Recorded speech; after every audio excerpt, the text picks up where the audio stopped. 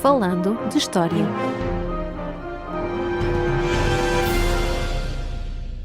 Olá a todos e bem-vindos ao podcast Falando de História. Eu sou Roger Lito Jesus e comigo está, como sempre, Paulo M. Dias. Olá! Hoje mantemo-nos no século XIX, depois de no episódio anterior termos falado sobre a Guerra Civil Americana, mas recuamos algumas décadas para falar das invasões francesas em Portugal. Mas avisamos desde já aos nossos ouvintes que este é um episódio dividido ao meio, por causa da quantidade de informação disponível e relevante para partilhar, claro, e por isso esta é a primeira parte que faremos sobre o tema e daqui a 15 dias então fechamos o tema. E aproveitamos também para agradecer ao nosso patrono, Simão Ribeiro, pela sugestão do tema, que já estava numa das nossas muitas listas de sugestões, mas que levou este impulso então para prepararmos desde já este episódio e também fica claro o agradecimento a todos os patronos que contribuem para o podcast e já sabem, se quiserem juntar com uma pequena contribuição mensal, é só seguir o link em patreon.com/falando história. Mas vamos então começar a falar das nossas invasões francesas. Paulo, em que contexto é que se dão estas invasões? O contexto geral para este período foi já abordado no nosso episódio 20, dedicado precisamente à campanha do Roussillon em 1795 e à posterior Guerra das Laranjas em 1801. Para isto, claro, os ouvintes que quiserem perceber melhor o período poderem recuar atrás.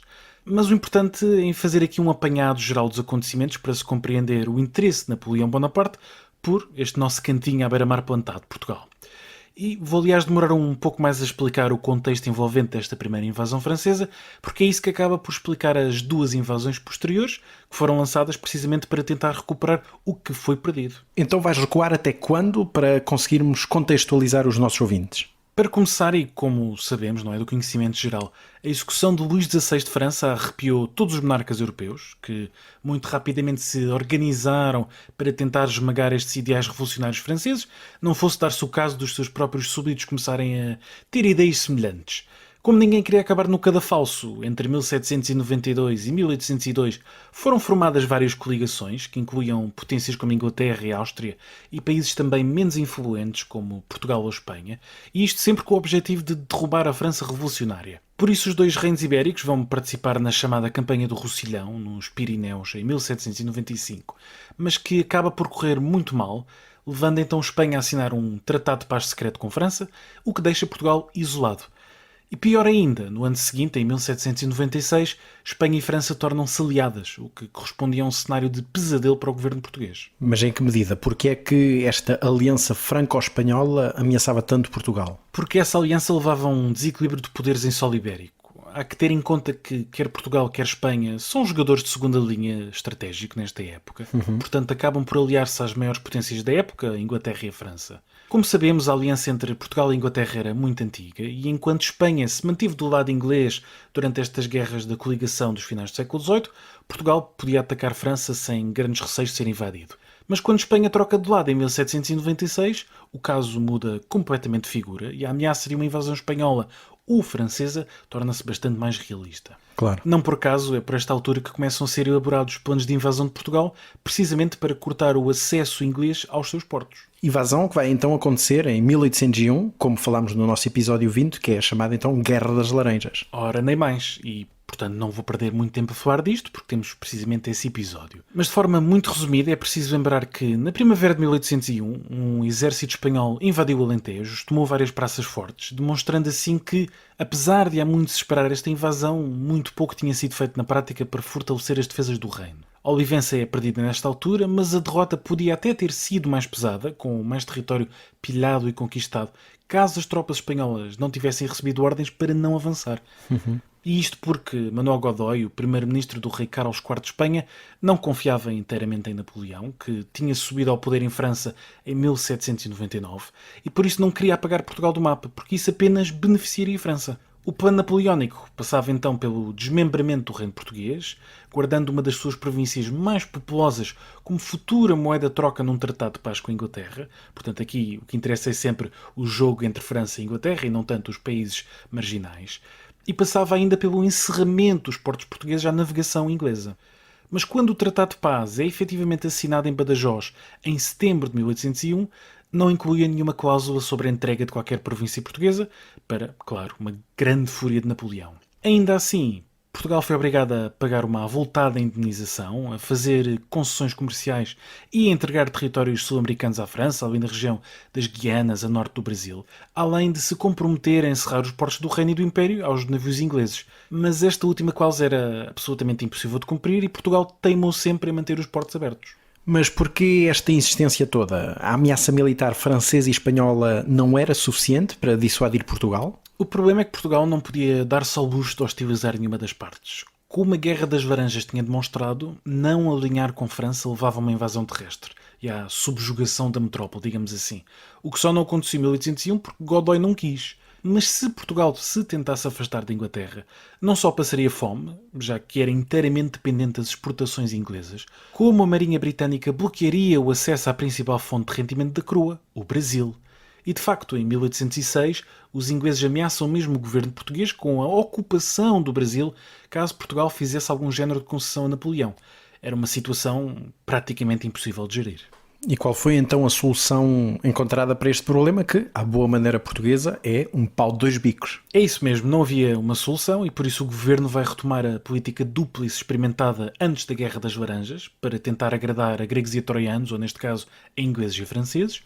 Em novembro de 1801, o enviado francês em Lisboa, Jean Lannes, resumiu perfeitamente esta política, escrevendo que sempre que lidava com o governo português, e aqui cito, avançava sobre um terreno minado pela má vontade, as segundas intenções, a dissimulação sistemática, os vagares calculados, os protestos de sinceridade duvidosa, em suma, por todas as práticas usadas com vista a desencorajar um adversário e lhe neutralizar as reações. Fim de citação. Ou seja, trocando isto por miúdos, o governo português fazia todos os possíveis para manter a neutralidade e, por isso, em 1813 ainda não tinha feito absolutamente nada relativamente ao encerramento dos portos à navegação britânica, o que leva então França a exigir uma nova compensação, neste caso de 16 milhões de francos, uma quantia bastante avultada. O governo estava disposto a pagar pela neutralidade, mas não podia fechar os portos pelas razões que já referi. E quando chegamos a 1805, Napoleão já tinha perdido completamente a paciência com as demoras e hesitações do príncipe regente Dom João,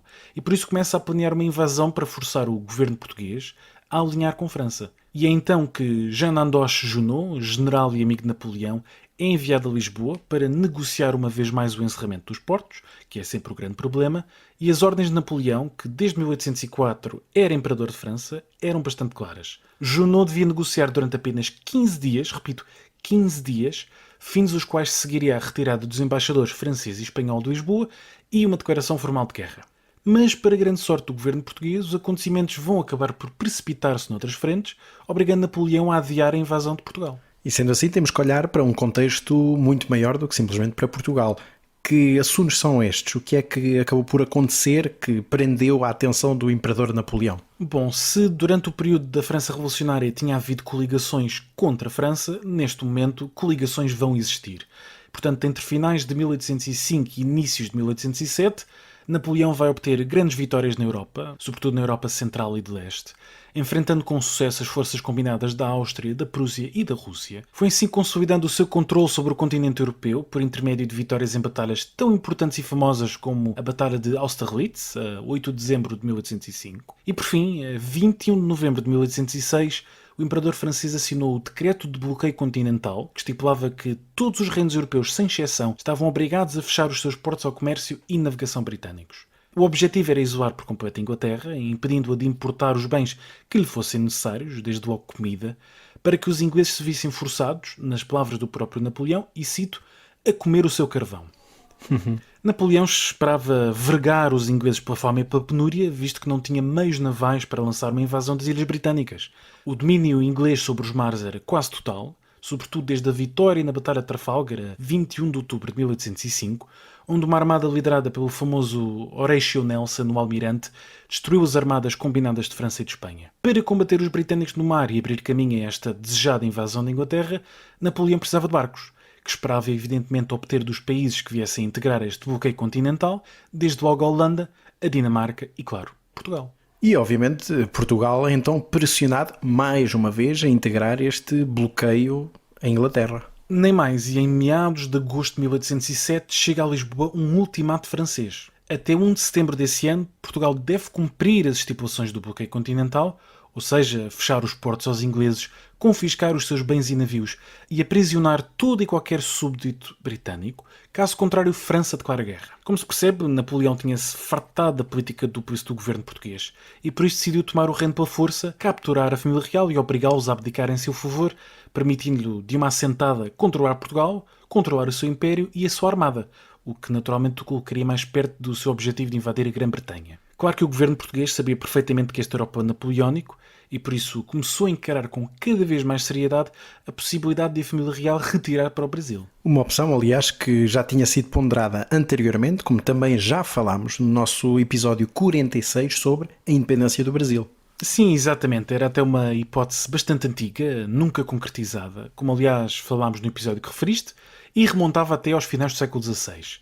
A opção de transferir a corte volta a ser referida em 1801, na altura do perigo da Guerra das Laranjas, e ganha nova força a partir de 1805, quando se torna cada vez mais claro que França se prepara para invadir. Por essa altura colocou-se a hipótese de enviar apenas parte da família real para a América do Sul, desde logo o infante Dom Pedro, para assegurar o futuro da dinastia de Bragança. O próprio Dom João, que há mais de uma década governava o reino em nome da mãe, Dona Maria I, permanecia relutante em abandonar Portugal. O governo estava dividido entre os apoiantes de França e Inglaterra, conhecidos respectivamente como o Partido Francês e o Partido Inglês, nomes bastante óbvios, e não havia um rumo claro a tomar. Chegou a ser sugerido que a família real se devia refugiar no Forte de Peniche, devendo a península ser convertida em ilha através da destruição do acesso ao continente e ser protegida pela armada. Uma solução tão original quanto absurda, já que o forte continua a ser visível e por isso, evidentemente, bombardeável a partir da costa. Sim, realmente é uma ideia completamente bizarra. Mas no meio disto tudo, onde é que estão os ingleses, então? Que vão ter um papel decisivo. Em 1807, os ingleses oferecem-se para escoltar a família real durante a travessia do Atlântico, oferta que não era desinteressada, como também já referimos no nosso episódio 46. Além da segurança da família real, os ingleses estavam interessados em assegurar que a armada portuguesa não caía nas mãos de Napoleão, pois, como disse, seria um perigo para a própria Inglaterra. Em 1806, o enviado inglês em Lisboa chegou a sugerir ao príncipe regente que, em caso de invasão, claro, os navios portugueses deveriam ser vendidos ou oferecidos aos britânicos ou, se necessário, seriam tomados à força. Por outro lado, o governo inglês tinha particular interesse em garantir que os portos do Brasil seriam abertos ao comércio britânico, como recompensa por este apoio prestado à família real portuguesa, o que viria mesmo a acontecer em 1808. Não obstante quer a hostilidade francesa, quer este apoio inglês, muito interesseiro, claro, o governo português vai continuar a jogar pelos dois lados. Aceita aderir ao bloqueio continental a 20 de outubro de 1807, mais de mês e meio depois do fim da data limite estipulada pelo ultimato napoleónico, portanto também uma atitude bastante portuguesa. Dias depois, a 8 de novembro, seguiu-se então o confisco dos bens e a detenção dos súbditos portugueses. Mas nada disto deve ter agradado aos ingleses. Claro que não. Aliás, o embaixador inglês em Lisboa ficou de tal maneira furioso com a atitude do governo português, que tentava agradar a França escassas semanas depois de ter estabelecido um acordo secreto com a Inglaterra. Isto porque a 22 de outubro de 1807, os representantes de Portugal e Inglaterra tinham-se reunido em Londres para decidir a melhor maneira de reagir à ameaça militar francesa. Os ingleses comprometeram-se a escoltar a família real para o Brasil, claro, e a não reconhecer nenhum rei de Portugal que não fosse membro da Casa de Bragança, antevendo-se já a tendência de Napoleão para distribuir tronos europeus pela família e pelos amigos. Por seu turno, os portugueses comprometiam-se à assinatura de um novo tratado comercial, mais vantajoso para os britânicos, obviamente, e à abertura dos portos brasileiros e também o estabelecimento de tropas inglesas na Madeira. Como se percebe, ao aderir ao bloqueio continental, Portugal estava a violar esta convenção recém-assinada com a Inglaterra e por isso o embaixador inglês chegou a ameaçar com o bombardeamento e destruição de Lisboa, à semelhança do que tinha acontecido em Copenhague em agosto de setembro desse mesmo ano de 1807, onde uma armada britânica tinha arrasado a cidade a tiro de canhão e capturado a armada dinamarquesa depois do governo daquele país se ter recusado a cooperar. Não deixa de ser, obviamente, uma ameaça muito séria e que até seria repetida muitos anos mais tarde no episódio do célebre Ultimato Inglês de 1890. Mas neste caso, valeu então sequer Portugal aderir ao bloqueio continental? Não adiantou rigorosamente nada porque Napoleão estava determinado a invadir Portugal para acabar de vez com o apoio à Inglaterra e capturar a armada portuguesa. De facto, o exército invasor começou a ser preparado a 12 de agosto de 1807, em Baiona, sob a liderança de Junot, um sinal claro de que não havia já solução diplomática para o problema. A 27 de outubro, França e Espanha assinam o Tratado Secreto de Fontainebleau, formalizando o plano de repartição de Portugal em três num mapa muito bizarro. No norte, o Entre Douro e Minho seria transformado no Reino da Lusitânia Setentrional, governado por uma filha do rei de Espanha. No sul seria formado o Principado dos Algarves, incluindo aqui também o Alentejo, governado por Manuel Godoy, o primeiro-ministro espanhol. E pelo meio, Trás-os-Montes, Beira e Extremadura seriam governados diretamente por França, ou seja, por Junot. Uma divisão bastante estranha, com nomes sem grande sentido, o que só revela o quase total desconhecimento sobre o território e a própria história de Portugal. A notícia da assinatura deste tratado chegou a Portugal mais tarde, em novembro de 1807, isto depois do reino já ter aderido ao bloqueio continental, o que acabou, como disse, por não servir de nada. O destino do reino estava, afinal de contas, traçado e a primeira invasão francesa estava já em curso. E agora que chegamos finalmente à invasão, quando é que esta se dá? Como referi, o exército invasor começou a ser preparado em Baiona, no sudoeste de França, em agosto de 1807, numa altura em que Portugal ainda tentava encontrar uma solução diplomática para a crise. Até finais de outubro reuniu-se um exército de 28 mil homens, aos quais mais tarde se juntaram, já em Portugal, 11 mil soldados aliados espanhóis. Ou seja, ao todo foram preparados 39 mil homens para invadir Portugal. E era um exército relativamente modesto para os padrões franceses da época, que na Batalha de Austerlitz, por exemplo, em 1805, tinha apresentado um exército com qualquer coisa como 65 mil homens, e mais tarde, na famigerada campanha da Rússia, em 1812, reuniria um colossal exército de 600 mil homens, o maior até então reunido. Mas como Portugal era um país pequeno, pouco povoado e relativamente pobre, não se esperava grande resistência, portanto não era preciso um exército muito numeroso. E mesmo assim, como veremos, este exército relativamente pequeno sofreu de graves problemas de abastecimento ao longo da campanha. E quando é que entra finalmente em Espanha? Em finais de outubro, o exército francês entra em Espanha, atravessando os Pirineus, sendo bem recebido, e começa a longa marcha rumo a Portugal. Em apenas 32 dias, o exército percorreu 720 km, alcançando Alcântara, nas proximidades da fronteira da Beira, a 17 de novembro de 1807. Foi a partir desta cidade que Junot começou a tentar cimentar a legitimidade do invasor, distribuindo uma publicação onde se anunciava como Salvador de Portugal face ao domínio estrangeiro, neste caso inglês. Soa tristemente familiar, não é? Pois, é assim a história. Em 1807, Junot garantia que queria evitar que Lisboa sofresse o destino de Copenhague, ou seja, que fosse destruída pela Marinha Britânica, e por isso comprometia-se a fuzilar qualquer soldado seu que maltratasse os portugueses. Como se não bastasse estar prestes a invadir Portugal com quase 30 mil soldados, acrescentou ainda que qualquer cidade ou vila que resistisse seria incendiada e destruída, claro. Um sinal de que os franceses, não obstante estas promessas ocas, não estavam para brincadeiras. Bom, e finalmente então, quando é que temos o exército a chegar a Portugal? Propriamente dito, tendo em conta que já tivemos a preparação toda, já atravessaram Espanha, e quando é que entram então no país? Entram a 19 de novembro de 1807, pela fronteira da Beira Baixa, nas proximidades de Segura. No dia seguinte rumam a Castelo Branco e daí para Abrantes, onde chegam a 24 de novembro, sempre com o objetivo de rumar a Lisboa e capturar a família real. No entanto, o exército invasor foi, durante este tempo, fustigado por uma chuva torrencial que dificultava ainda mais a progressão no terreno acidentado da Beira Baixa. Por isso os soldados marchavam desorganizados, aos encontrões, maldizendo o tempo, os montes e os penedos, e também a fome, já que não receberam alimento durante 5 dias, ou seja, ao longo de todo o percurso entre Segura e Abrantes.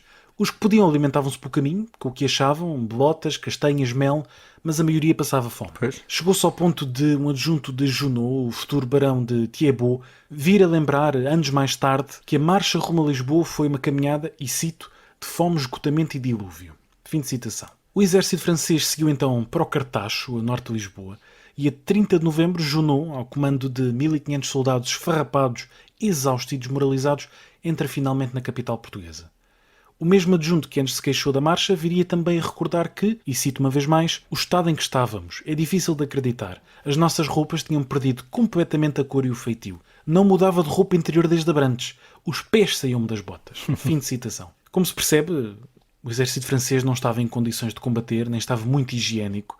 E é possível que o exército português tivesse sido capaz de defender eficazmente o reino, caso tivesse recebido ordens para o fazer. Pois, claro. Mas como ninguém podia adivinhar que o exército invasor chegaria em tão más condições, não foi planeada qualquer resistência e, em vez disso, a família real e o governo decidiram atravessar o Atlântico. A célebre fuga da família real para o Brasil, do qual também já falámos em vários episódios e miscelâneas. Não foi exatamente uma fuga, porque, como referi, era um plano pensado há muito tempo e que contava com o total apoio inglês.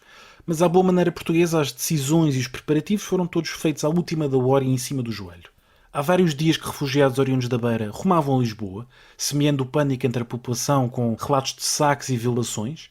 Ou seja, a promessa de Junot de fuzilar qualquer soldado desordeiro caiu por terra assim que meteu os pés em Portugal. Apesar dos avisos e rumores de que Junot tinha invadido, apenas a 24 de novembro houve confirmação oficial de que o exército inimigo tinha chegado a Abrantes, ou seja, o invasor estava a uns meros 150 km da corte, que nesta altura estava instalada em Mafra. E nesse mesmo dia decide-se tudo. Regente e governo decidem retirar para o Brasil e começam então os preparativos necessários para a travessia do Atlântico. A 26 de novembro, já instalado na Ajuda, o príncipe Dom João dirige então uma proclamação de despedida aos súbditos, frisando que tentara sempre resolver as questões pela via diplomática, conservar a neutralidade e restava-lhe agora apenas a opção de se instalar no Rio de Janeiro até ao fim da guerra, deixando claro em Lisboa um conselho de regência para governar o reino durante a sua ausência. E como é que se deu então o embarque?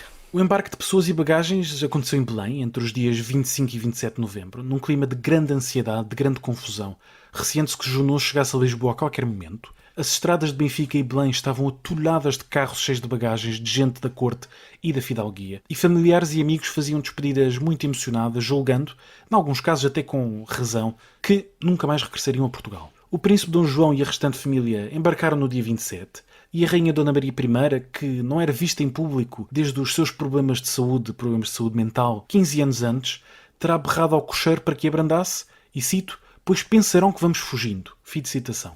E virando-se para as aias, fez uma pergunta que estaria nas mentes de muitos dos protagonistas destes acontecimentos. E citando novamente, olá, nós deixamos o reino sem haver um só combate?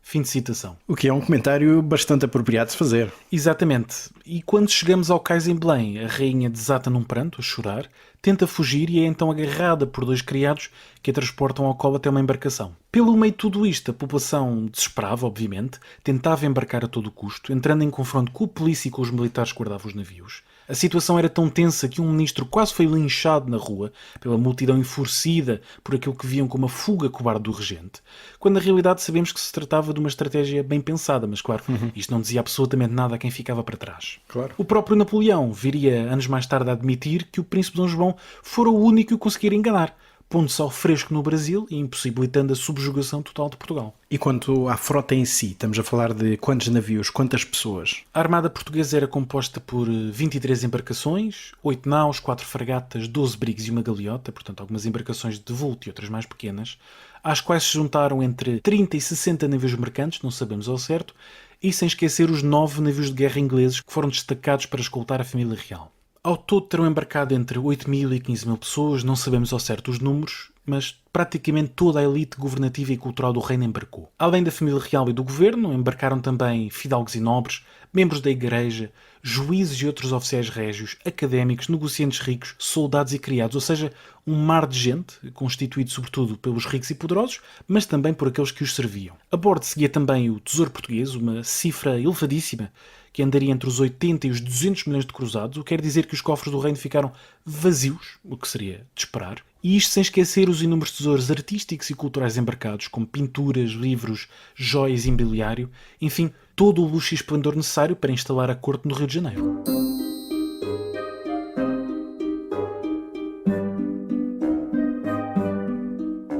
E interrompemos brevemente o nosso episódio para apelar aos nossos ouvintes, não é assim, Roger? Sim, o podcast Falando História é um projeto independente e por isso, se os nossos ouvintes quiserem apoiar-nos e contribuir para a manutenção do podcast, podem fazê-lo através da plataforma Patreon em patreon.com/falandohistoria. E claro, deixamos este link na descrição do episódio, onde podem encontrar toda a informação necessária e as vantagens de se juntarem à nossa comunidade. E agora, de volta ao episódio.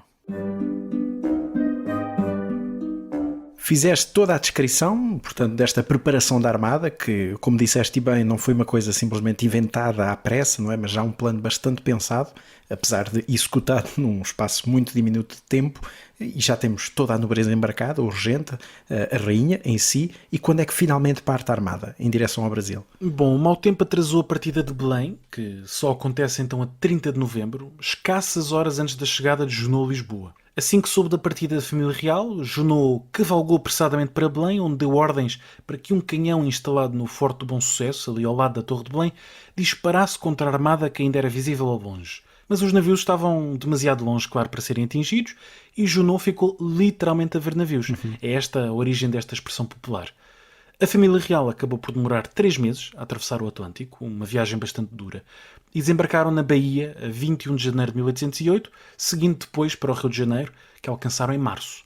Por fim, a 8 de março de 1808, o príncipe regente, a rainha e toda a corte portuguesa desembarcam nesta cidade brasileira, que passava então a capital do Império, uma circunstância única na história mundial. E de resto, quem quiser saber mais sobre isto, tem o nosso já muito citado ao longo deste episódio precisamente dedicado também à independência do Brasil, onde abordamos estas questões com mais detalhe. Mas então agora regressamos ao reino, não é? Sem partir diretamente para o Brasil, e porque temos um governo francês instalado, que é o governo de Junot. Ainda antes da entrada em Lisboa, em finais de novembro de 1807, já Junot se queria apresentar como amigo e defensor dos portugueses, apenas tendo entrado no país para salvar da hostilidade inglesa. Ao longo dos meses em que governou o país, foi montando uma elaborada rede de propaganda, utilizando sobretudo a Gazeta de Lisboa, que era um periódico tradicionalmente ligado ao governo do reino. Isto para difundir mensagens pró-francesas, evidentemente, e também muita desinformação, para dar a ideia à população portuguesa que o reino estava em paz, que os ingleses estavam a perder a guerra e que Napoleão seria um soberano atento e caridoso. Ao mesmo tempo, começou a organizar festas, banquetes, dentro dos possíveis, para tentar cativar o que restava da elite governativa em solo português, os que não tinham, obviamente, embarcado, e também a prometer grandes obras públicas, como estradas, além de ofertas de emprego e assistência alimentar, para, claro, garantir o apoio da restante população. Uma vez mais, tudo isto soa um bocadinho familiar, não é? Sim. Junot estava a fazer os possíveis, claro, para que os portugueses gostassem do seu governo, que seria meio caminho andado para conseguir que Napoleão lhe oferecesse o trono português, considerado vago pelos franceses depois da fuga dos Bragança. Não era sequer uma hipótese absurda, já que Napoleão tinha este hábito de conferir coroas europeias a familiares e a amigos, e se Junot tivesse de facto sido capaz de manter a ordem em Portugal, talvez cumprindo algumas das suas várias promessas, é possível que Napoleão o tivesse coroado rei de Portugal. Mas na realidade o seu governo durou apenas 9 meses. Mas a situação em Portugal era assim tão dramática? Portugal estava num estado deplorável, em boa parte por culpa da invasão, como não poderia deixar de ser. O governo português tinha levado todo o dinheiro para o Brasil, por isso Junot tentou começar a encher os cofres cobrando um imposto elevadíssimo, que deveria ascender a um total de 100 milhões de francos, enquanto ao mesmo tempo mandou apreender a prata das igrejas e confrarias de Lisboa.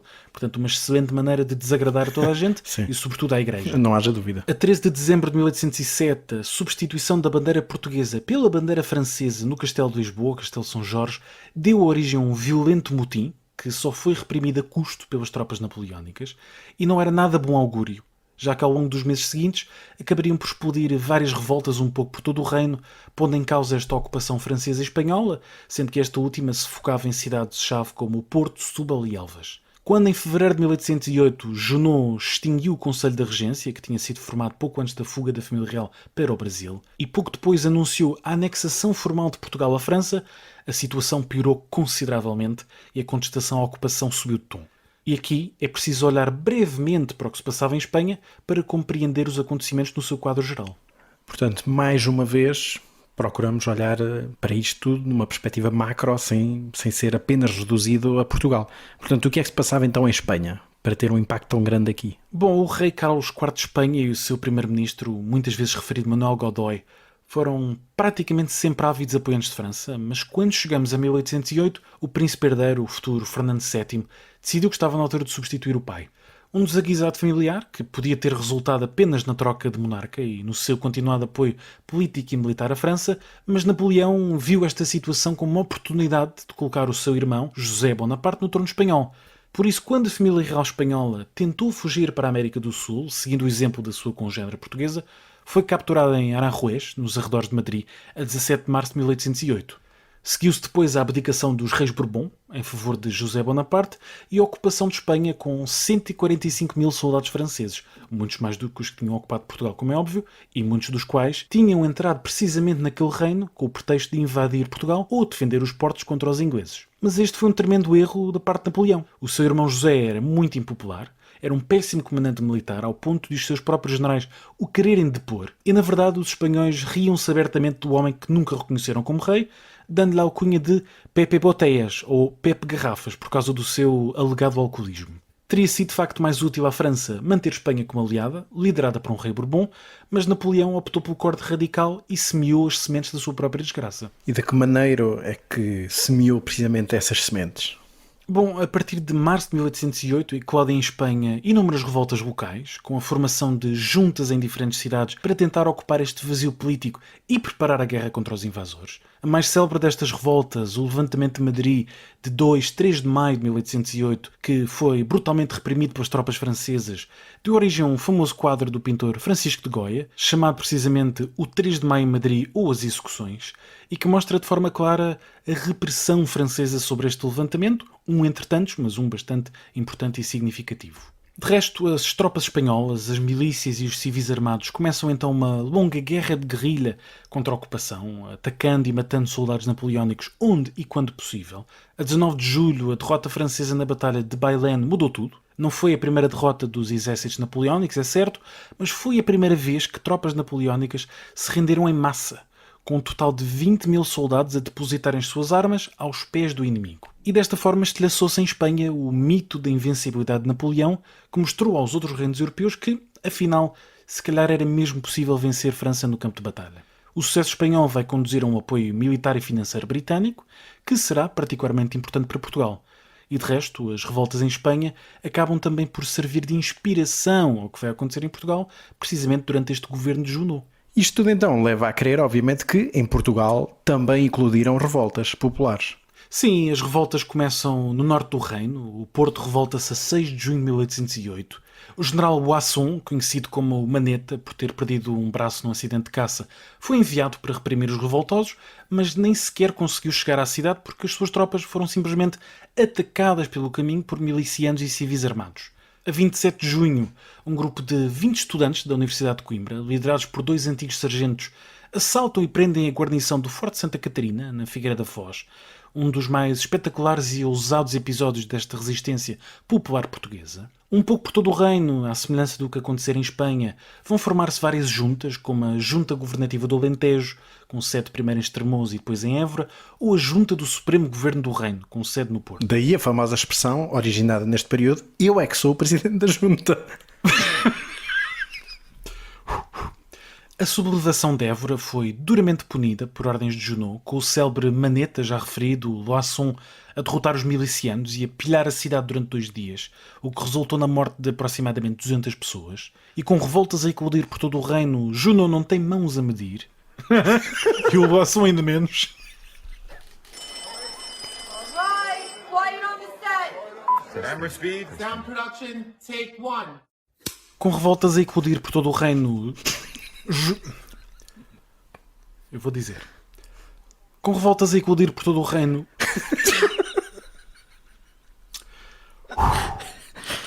Roll sound.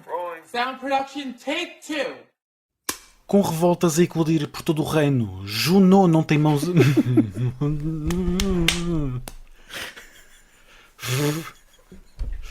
Não vai ser fácil.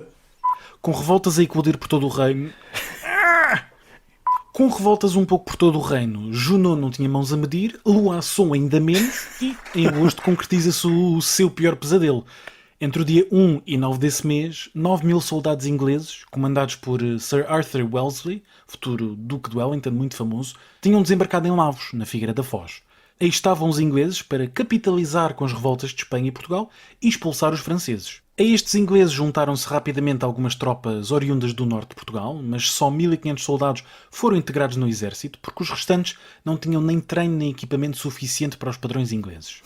O que seguiu foi o colapso militar do governo de Junot, com uma primeira derrota francesa no combate da Roliça, nas imediações de Óbidos, a 17 de agosto de 1808, e a posterior vitória na Batalha de Vimeiro, a 21 de agosto desse mesmo ano. Junot ainda enviou cartas a Lisboa desmentindo os rumores da sua derrota, mas isto foi uma tentativa desesperada de manter o controle que não adiantou de nada. Apesar de tudo, conseguiu uma saída airosa de todo este desastre. E daí também a famosa expressão que apareceu nesse período, atenção Junot, tu vá-te B. Mas voltando aqui a este nosso Junot, de que forma é que isso acabou por permitir esta saída de Junot, derrotado 2 vezes em batalha? A 31 de agosto de 1808 foi assinada a Convenção de Sintra, de acordo com a qual os ingleses se comprometeram a transportar o exército francês e todo o seu saque de volta à França. Esta era uma decisão absurda, que, como seria de esperar, não agradou nada aos portugueses. Foi tomada não por Wellington, mas por Sir Hugh Dalrymple, que escassos dias antes tinha desembarcado em Portugal e assumido o controle supremo das tropas britânicas. Ter navios ingleses a transportar o exército de Napoleão de regresso à França, ainda por cima com todo o saco recolhido ao longo de 9 meses de ocupação, era uma péssima imagem internacional e por isso Dalrymple foi convidado a regressar a Londres para responder a um inquérito parlamentar sobre a sua atuação. O resultado foi o seu afastamento da carreira militar por ter colocado em causa esta aliança entre Inglaterra e Portugal no momento fulcral da guerra contra Napoleão. E assim temos que a partir de setembro de 1808 Portugal livrou-se da ocupação francesa, mas isso não significou de maneira nenhuma o fim do interesse napoleónico, porque o reino voltaria a ser invadido novamente em 1809 e 1811. Mas isso fica para o próximo episódio. É caso então para usarmos aquela nossa expressão conhecida, não percam o próximo episódio, porque nós também não. Mas para quem quiser saber mais sobre esta primeira parte deste nosso episódio, não é? Ou seja, todo este contexto político das invasões francesas e esta primeira invasão, quais são as tuas sugestões de leitura? Bom, a minha primeira sugestão é um livro de José Miguel Sardica, intitulado A Europa Napoleónica e Portugal, Messianismo Revolucionário, Política, Guerra e Opinião Pública, publicado pela Tribuna em 2011. É um livro muito completo, como o título indica, que aborda este período com todo o seu contexto, o contexto mais geral das guerras napoleónicas e também a especificidade da Península Ibérica neste contexto, analisando quer Espanha, quer Portugal e dando uma visão muito completa sobre as 3 invasões, mas claro que neste episódio refiro-me apenas à primeira. A segunda recomendação é um capítulo de Francisco Contente Domingues, incluído na História Militar de Portugal, dirigida por Nuno Severiano Teixeira e publicado pela Esfera dos Livros em 2017, e que é um curtinho capítulo sobre o contexto especificamente militar destas 3 invasões, neste caso sobre a primeira, e que também é uma leitura bastante recomendável, sobretudo para quem tiver pouco tempo para ler. E pronto, é tudo neste nosso episódio 59 do podcast Falando História. A primeira parte, precisamente, sobre as invasões francesas, o qual se seguirá daqui a 15 dias, então, pela segunda parte. Não se esqueçam disso. E já sabem, o nosso e-mail está sempre aberto a novas sugestões, falandohistoriapodcast@gmail.com, e, como de costume, este episódio teve o apoio de Marco António. E é tudo desta vez. Até à próxima. Até à próxima. Falando de História.